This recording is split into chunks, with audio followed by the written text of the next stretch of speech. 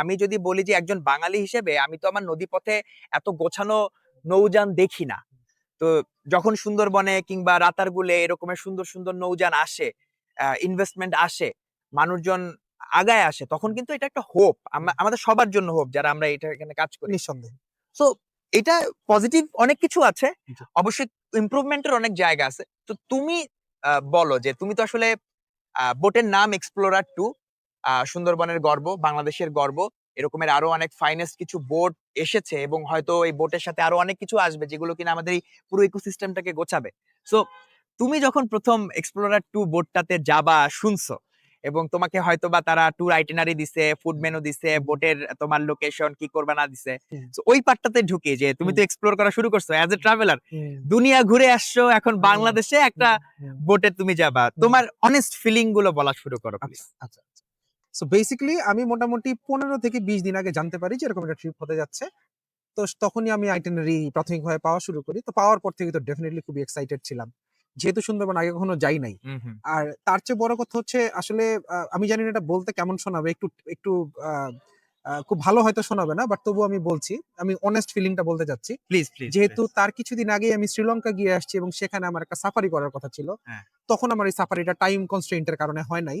সেখান থেকে আমার একটা পশু-পাখি, গাছপালা, প্রকৃতি কাছ থেকে দেখার আগ্রহটা খুব কাছে এসেছিল। দ্বিতীয়ত আমি বলছিলাম যে হৃদয়ের কারণেও আমার অনেকদিন ধরেই মাথায় ঘুরতেছিল যে আমি সুন্দরবনটাকে কাছ থেকে দেখব। সো ওই ফিলিংস গুলাই ফিরে আসতেছিল যে ওকে ফাইন, আমার তো সুন্দরবনকে খুব কাছ থেকে দেখার কথা। সুন্দরবনের প্রকৃতিটা ফিল করার কথা। তো চমৎকার একটা সুযোগ চলে আসছে। সো আমি let's make the best out of it. এরকম Yes. একটা চিন্তা ভাবনা আসলে তখন ছিল এবং খুব এক্সাইটেড ছিলাম। বোটে ওঠার পর থেকেই আসলে তো শুরুতেই একটা চিন্তা ছিল যে আসলে এত চমৎকার একটা বোট, এটা ঘুরে দেখার একটা বিষয় ছিল। অনেক বড় বোট ছিল। হ্যাঁ। সো আমি যেটা করলাম, রুমে ঢুকে নিজের লাগেজ-টাগেজ একটু রেখে ছোট করে একটু রেস্ট টেস্ট করে তারপরে বের হয়ে গেলাম যে আসলে এক্সপ্লোর করতে, যে আসলে বোটে কি আছে না আছে। তো বোটে যেটা দেখলাম যে লবি ধরে যাওয়ার পরে আমরা যে ফ্লোরে ছিলাম, মানে এটা তো মোটামুটি ৩ টা ফ্লোর ছিল। তো যেই একদম শুরুর যেই ফ্লোরটা, সেখানে তো দেখলাম যে শুধু রুমস আছে এবং রুমের সামনে যেমনটা বললাম যে একটা জিমনেসিয়ামের মতো ছিল। আরেকটা জিনিস লক্ষ্য করলাম যে বোটের সাথে সবসময় ২ টা ট্রলার সবসময় যুক্ত অবস্থায় আছে আমাদের যেকোনো প্রয়োজনের জন্য। তারপরে যখন আমি আ আ এবং জিমনেসিয়ামটা ভেরি ওয়েল অর্গানাইজ ছিল। আ সম্ভবত আর্টিফিশিয়াল গ্রাস করা ছিল। সেই কারণে আরেকটু ন্যাচারাল ফিল দিচ্ছিল, যদিও ন্যাচারাল না। তো পরে আমি যখন আমাদের নিজেদের ফ্লোরটাতে গেলাম, যেটা ছিল 2nd ফ্লোর বা 1st ফ্লোর, যদি আমি ওভাবে বলতে যাই 1st ফ্লোর। তো গ্রাউন্ড ফ্লোরের পরে যদি 1st ফ্লোরে যাই, 1st ফ্লোরে অনেকগুলো রুম এবং সেটার সবচেয়ে পেছন দিকে আবার একটা সুইমিং পুল ছিল। এইটাও আমার জন্য খুব নতুন ছিল যে আসলে আ একটা শিপের উপরে একটা সুইমিং পুল হওয়া সম্ভব বা কিছু। তোমার কি ভাল তো লাগছে দেখে? মানে আমার কাছে গুড আ ভাইব, গুড ভাইব। আমার কাছে আ বোটটা, সুইমিং পুলটা খুব ছোট ছিল। ওকে। সেই জায়গা থেকে আসলে খুব বেশি ভালো লাগে নাই। বাট সারাদিন যখন কোথাও ঘুরে আসছি, ঘুরে আসার পরে যখন আমি বোটে মানে সুইমিং পুলে নামছি, তখন আবার নিজেরা কুল অফ করার জন্য মনে হইছে ঠিকঠাক।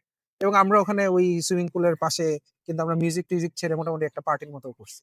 তো তখন এটা ভালো ছিল। বাট শুধু সুইমিং পুল আকারে চিন্তা করতে গেলে আমার মনে হয় অভিজ্ঞতাটা একটু সংক্ষিপ্তই বা বেশ ছোটই মনে হয়েছে। তো তুমি যদি বলো আমাকে এখন যে আমি বুঝতে পারছি যে এবং ডেফিনেটলি এক্সপ্লোরার 2 একটা ভালো বোট।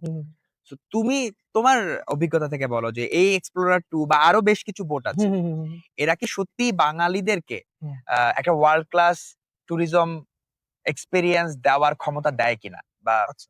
নাকি তুমি বলবা যে না, মানে ইটস নট এনাফ আমরা। আমি বলব এটা খুব ভালো একটা স্টার্টিং পয়েন্ট। আচ্ছা।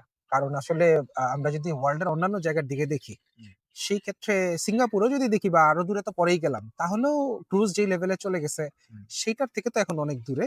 বাট বাংলাদেশের জায়গা থেকে অনেক ভালো স্টার্ট আমি বলতে পারি, একটা কথা।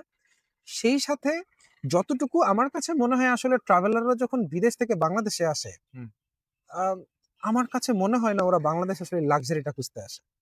আ তবে হ্যাঁ, একটা ডিসেন্ট জায়গা তো নিশ্চয়ই চাবে। আমি মনে করি এক্সপ্লোরার এর মতো বোটগুলা ডিসেন্ট এর চেয়ে অবশ্যই অনেক ভালো। কিন্তু আ যেই জায়গাটা নিয়ে হয়তো আমি আরো কথা বলতে চাবো সামনের অংশটাতে, যে আমার মনে হয় ওরাও আসলে আমার মনে হয় আরেকটু ইন্টিমেট এক্সপেরিয়েন্স চাবে। যেই জায়গাটাতে আমার কাছে আমার এই ট্রিপের একটা ঘাটতি মনে হয়েছে, যেটা নিয়ে হয়তো আমি সামনে কথা বলব। ইয়া, বাট তুমি অলরেডি একটা আলাপ করে ফেলছো ভাই, এখানে একটু না থাকলে ভাল লাগতেছে না। তুমি বলতেছিলে যে যারা বাংলাদেশে আসে তারা হয়তো বা প্রত্যাশা করে না যে আমি ইউরোপের মতো বা অন্য স্ক্যান্ডিনেভিয়ান কান্ট্রির মতো কোনো একটা ইয়ট কালচার দেখবো। তাদের হয়তোবা প্রত্যাশা অন্য কিছু থাকে। রাইট। সো এই প্রত্যাশার আলাপটাতেই তোমার সাথে ঢুকবো। আমরা অলরেডি বোটে উঠছি এবং আমরা হয়তোবা ব্রেকফাস্টটা করলাম মাত্র বোটে। বোট অলরেডি চলা শুরু করছে এন্ড খুলনা থেকে বোট আগাচ্ছে সুন্দরবনের দিকে।